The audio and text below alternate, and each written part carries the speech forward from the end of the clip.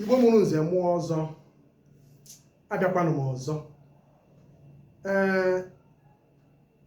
Ihe onyonyo a m na-eme o nwere ihe kpaliri nye.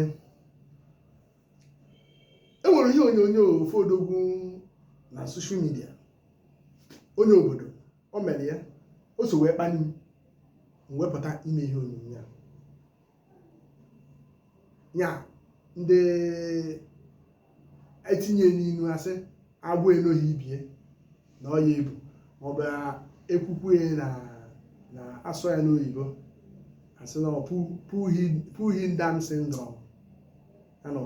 Nye onye na-achọ ka ọ rigote n'ihe ọ na-eme, ọ chọ ka ya kwatuda ndị ọzọ ka ya wee rigoro. Abịaghị m analyze akụkọ otu onye obodo si wee tinyegasị okwu ihe gbasata alụ Very Dark Man na J-Pac, etu ha si wee gaa, mana ihe onyonyo ya ahụ ọ kpaliri m ime maka na ihe ahụ ọ na-emebikwa ihe n'ime ala Igbo. Imirikiti ndị be anyị Igbo adịbụghị etu a mbụ. Yes, Igbo adịbụghị etu a mbụ. Onye ruo na-agba mbọ nke onwe ebe ndị dị mana Yoruba ụfọdụ ndị be anyị bigasịrị ka asị na ndị Igbo ha ma na ha na-agba mbọ nke onwe ha, na-agba mbọ. Onye ruo na-azụ na-anịnị ọnụ na-egide ọkwụrụ, ha na-agba mbọ nke onwe ha. Mana tata imirikiti n'ọzọ n'ụdị na ha ya akwatunata mmadụ ka ha wee rigoro. Ọ maka gịnịzi? Ụwa ajọ na njọ. Igbo n'onwe ha ka m na-agwa gị, Igbo n'onwe ha ọ ya akwatu mmadụ ka o wee rigoro. Fọwọtụkwana ma agbasi ofu enyi ọsọ fọwọtụkwana. O nwere obere akọ nji maka oge anyị nọ oge nka nọ n'Enugu. O nwere mgbe ahụ ka Fada Mbaka bidoro akwara afa pure water apụtazie. Onweghị onye ya na akwara afa ndị bi Enugu ma ndị Enugu steeti ga-aka mgba akpụnezie n'akụ. Ihe ọbụla ị na-eme as far as pure water is concerned, o dogo anya na ị ga na-agba egwu n'okpuru Fada Mbaka na akwara afịa. N'oge o bidochara ya, ha gbagba ya mgba na ọ na-eti ilu na mmiri si na akwa holy water na akwara na-akọ. Mbaka wee tie o nweta ọka onye mgbe ahụ wee sị na Mbaka bịa dobe akwara afịa apafọ na a na-arụ mmiri ahụ rụọ ya ọma mma karịa mmiri ndị ọzọ, na-agbakọ ihe politiks ma ọ bụ ụka sịkwa ya nke a na-eji iche na ijicha na dị akwara afịa fụ ihe na ịgba etiri ebe ahụ dị egwu na mmiri na-arụrụ ya ọfụma, arụmachaa ya ọfụma. Ndị a wee fụ na ọ bịaghị ekwe ka elee ya. Ọ na-agwa na mmiri nọ ya mgbe a 5 naira ka a na-ele mmiri. Ndị mmiri chọọ ka mmiri bụ 10 naira, lebe nke gị 10 naira, ebe nke ka ya mma ka a na-ele 5 naira. Ịfụ ya ha wee sị ya na sinsi ọ bata na mmiri ahụ enyezi ha profit, na ha na-enwezi uru na ha na-ele mmiri. Mbaka wee tie wee sị ọsọ mmiri bụ biznes a na-eme.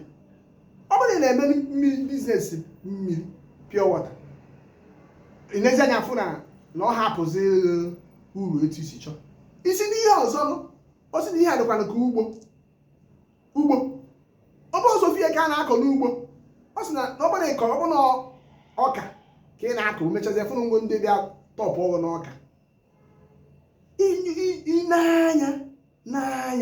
n'anya oge ọ bụla akpụ ka ị chọpụtagasị ịma na akpụrụ ụgbakọta bụtagara ihe. Ụmụ ndị na-eme industrial agrik kịta ofu ihe dịka akpụ a kịta nweghị ihe ha emefu na akpụ. Ngwa ndị na-eto poultry na anyị Igbo be anyị ha na-anwaghị nne nwe na-eto poultry ahụ bụ onweghị ihe ha na-atụfu ebe a. Iri ma nsị ọkụkọ kasị ma nsị ụmụ ihe ha na-ejikwa eme generate kwa fuel eji alụkwa ọrụ na plants ha na-eyuzu azụzụ na ịma na nepa iji nepa n'aka. Ndị ọbụla na-eme ihe ọbụla kịta na-enwe alternative ka o nwee ike na-survive.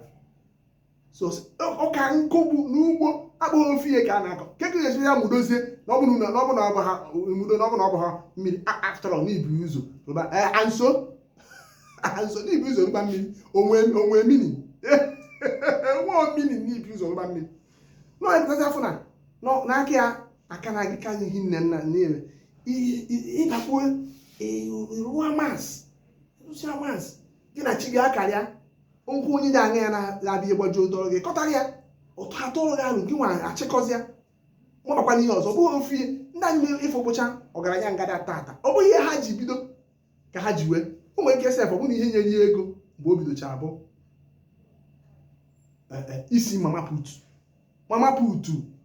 for mama putu onwe ike nwetazie ego o nwetara bazia na ịrụ bred industrial bred ọ gbazie bred o wee tiwapụzia ụkọzia ndị na-arụ mere ihe niile ahụ ya na ihe onyonyo anyị na-enye ekwu kịta ọ na-emebi ihe n'ala Igbo hinne onye ịkwatuo ya ka iwe nwee ike rigoro onye nke ọrụ ọgụ na ịkwatu irigoro ịnọdụ onye nke ọrụ ọgụ na ịkwatu mugodo na irigoro na ya anọdụ